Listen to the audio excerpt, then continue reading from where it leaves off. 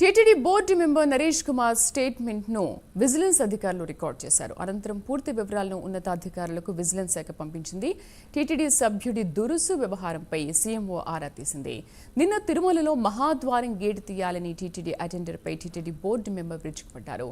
Board member Naresh Kumar తీరుపై తీవ్రస్థాయిలో విమర్శలు రావడంతో అధికారులు అలర్ట్ అయ్యారు.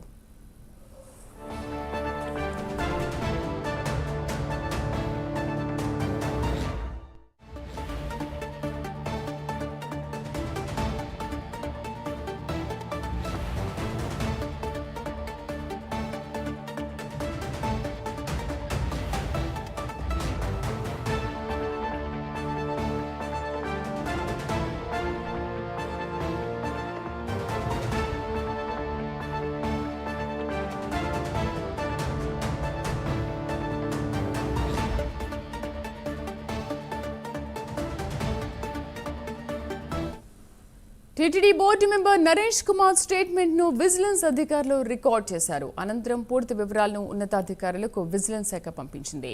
టీటీడీ సభ్యుడి దురుసు వ్యవహారంపై సీఎంఓ ఆరా తీసింది. నిన్న తిరుమలలో మహాద్వారం గేటు తీయాలని టీటీడీ అటెండర్పై టీటీడీ బోర్డు మెంబర్ విరుచుకుపడ్డారు. బోర్డు మెంబర్ నరేష్ కుమార్ తీరుపై తీవ్రస్థాయిలో విమర్శలు రావడంతో అధికారులు అలర్ట్ అయ్యారు. పూర్తి సమాచారం కరెస్పాండెంట్ సునీల్ అందిస్తారు. సునీల్, అసలు ఏం జరిగింది, ఎందుకంత దురుసుగా ప్రవర్తించారు, ఎటువంటి చర్యలు తీసుకోనున్నారు? రైట్ శ్రీదేవి, మొత్తం మీద ఏదైతే శ్రీవారి ఆలయం ముందు జరిగినటువంటి ఒక సంఘటనకు సంబంధించి ఇప్పటికే టీటీడీ విజిలెన్స్ కావచ్చు, మరోవైపు సీఎంఓ నుంచి కూడా ఏదైతే విచారణ చేపట్టిన పరిస్థితి అయితే ఉంది. ప్రధానంగా చూసుకున్నట్లయితే నిన్నటి ఆలయం ముందర ఏదైతే బాలాజీ అనే అటెండర్ శ్రీవారి ఆలయం ముందు గేటు దగ్గర అతనైతే విధులు నిర్వర్తిస్తుంటాడు.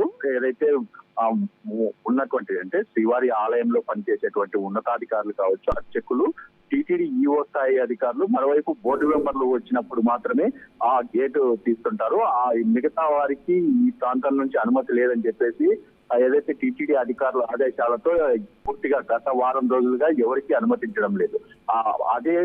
అదే ఇదిలో చూస్తున్నట్లయితే నిన్నటి ఉదయం నైవేద్య విరామ సమయానికి వచ్చినటువంటి బోర్డు మెంబరు వాళ్ళ సభ్యులతో వచ్చారు.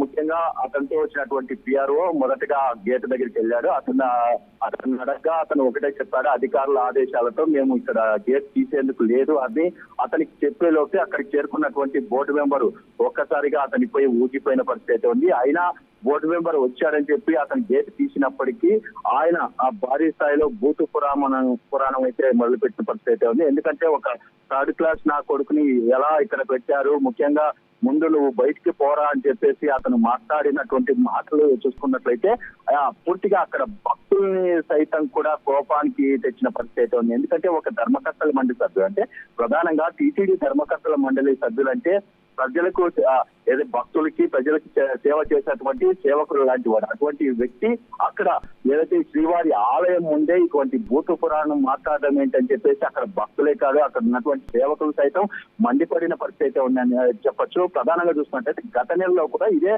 ఒక సంఘటన జరిగిందని చెప్పొచ్చు. ఎందుకంటే గత నెల వైకుంఠ ద్వాదశి రోజు చక్రస్నానం నిర్వహిస్తారు. చక్రస్నానం నిర్వహించే ప్రాంతమైనటువంటి వరస్వామి ఆలయ పుష్కరిణిలో గేటు వద్ద పనిచేస్తున్నటువంటి ఒక సిబ్బంది కూడా ఒక టీటీడీ ధర్మకర్త మంది సభ్యులు అక్కడ చేరుకున్నారు. అంటే ఈ కార్యక్రమం మొదలై 20 నిమిషాలైన సమయంలో బోర్డు మెంబర్ అక్కడికి చేరుకోవడంతో అక్కడి గేట్లు మూసేశారు. ఇక్కడికి లోపలికి అనుమతి లేదంటే ఆ బోర్డు మెంబర్ ని ఎలా ఆపుతావని చెప్పేసి అతని మీద దురుసుగా ప్రవర్తించడమే కాకుండా ధర్మకర్తల మండలికి అయితే కంప్లైంట్ చేయడంతో అతన్ని అక్కడి నుంచి విధుల నుంచి తొలగించి వేరే చోటికి ట్రాన్స్ఫర్ చేసిన పరిస్థితి ఉంది. అంటే గత నెలలో ఏది జరిగిందో అలాగే ఆ విధంగానే ధర్మకర్తల మండలి సభ్యులు అలాగే ఇక్కడ ప్రవర్తిస్తున్నారు చెప్పొచ్చు. ఎందుకంటే ఇక్కడ పనిచేసే వ్యక్తి ఇతన్ని కూడా అంటే బాలాజీని ఒకవేళ తొలగిస్తారా లేకపోతే తగులిస్తారా వేరే చోటికి ట్రాన్స్ఫర్ చేస్తారా అనే దాని మీద కూడా ప్రశాంతగా ఉంది.